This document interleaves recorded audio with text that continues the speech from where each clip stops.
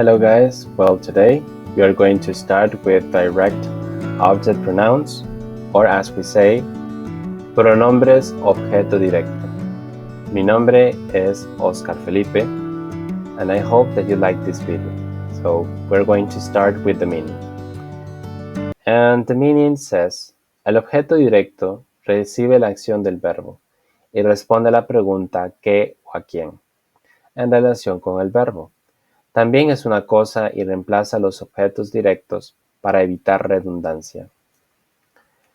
And what does this sentence mean? Well, the direct object receives the action of the verb and answers the question what or whom. With relation to the verb, also it is a thing and replaces direct object nouns to avoid redundancy. So that it means the object pronoun replaces the direct object, that in this case it is a thing who receives, or the thing that receives the subject's action. For example, I kick the ball. So the ball, it is the direct object because it is the thing who receives my action, my my action. Yeah. And okay, to continue, we have the rules. And in the first case, we have el pronombre objeto. El pronombre objeto directo siempre va antes del verbo conjugado. The direct object pronoun always goes before a conjugated verb. Mis hermanos me miran. My brothers look at me. In this case, we have the object pronoun me that is in the middle of hermanos and the verb miran. You have to respect this order. So because of that, you have to remember the object pronoun is always before the verb or in the middle of the noun and the verb. In the second case, we have los miro. I look at them. Los miro. Well, as you can see, it's the same thing. Los is the object pronoun and goes before the verb. Miro means I look. I look at them. Los miro. So los is the object pronoun and miro is the verb, is the conjugated verb. You have to respect this order as well. And also, I can tell you, you can say yo los miro, and that is fine. But remember that in Spanish, we don't use the subject pronoun because it is pretty obvious for us that just with the verb miro, in this case, can tell you that we are talking about the first person. So it is not necessary to use the subject pronoun. In this case, we just use the object pronoun. Okay, so I just want to clarify that, and we can continue with the second rule.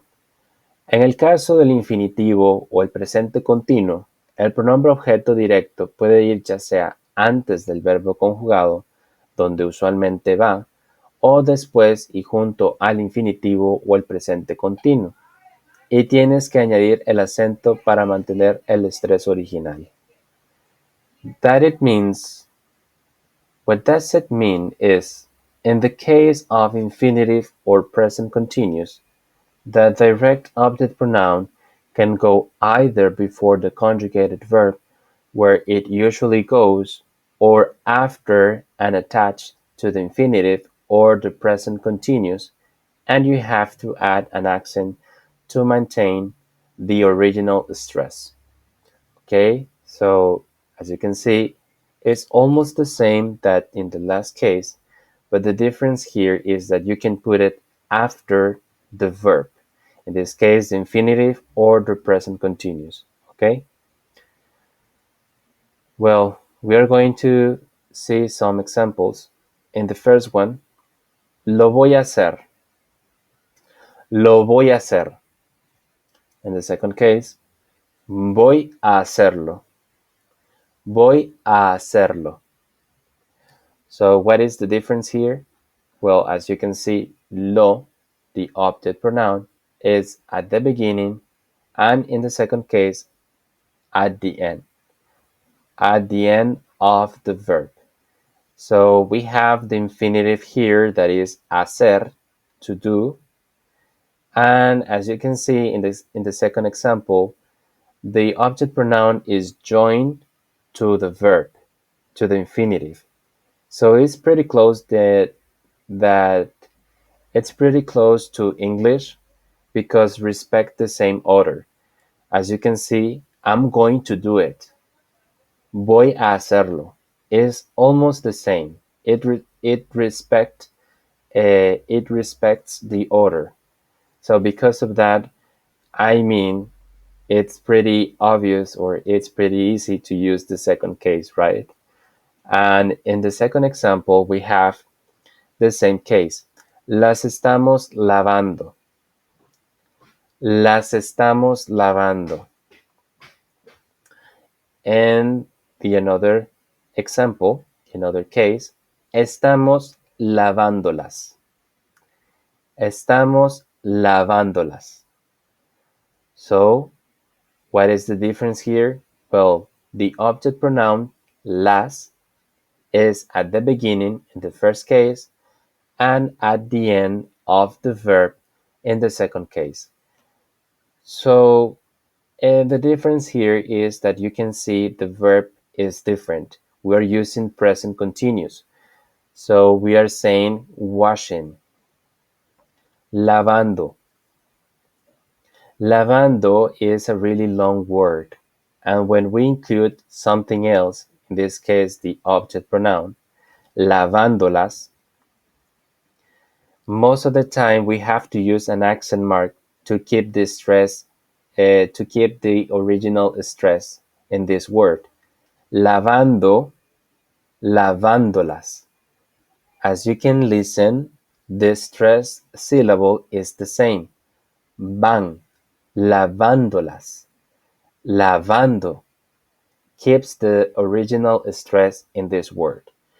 So I think this is um, this is the rule, and we can continue with the chart of direct object pronouns, or as we say in Spanish, cuadro de pronombres de objeto directo.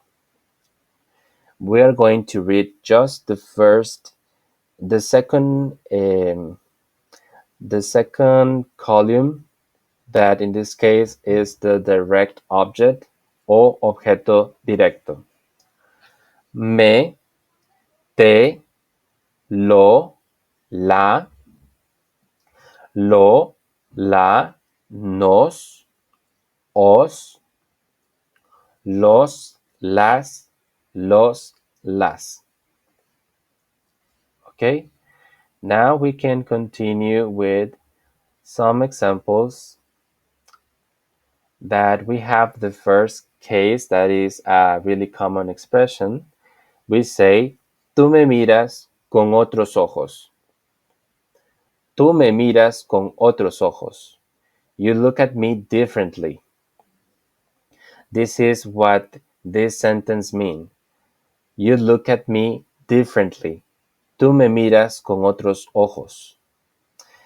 And as you can see, we have the object pronoun me, that you can see as well, that is in the middle of the subject pronoun and the verb. Most of the time we say it is before the verb. In this case, the conjugated verb miras.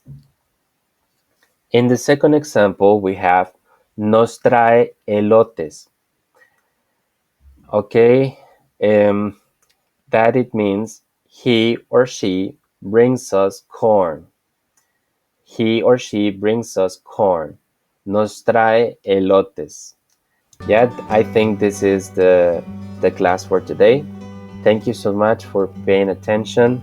I really appreciate your time, and see you the next time. Bye bye.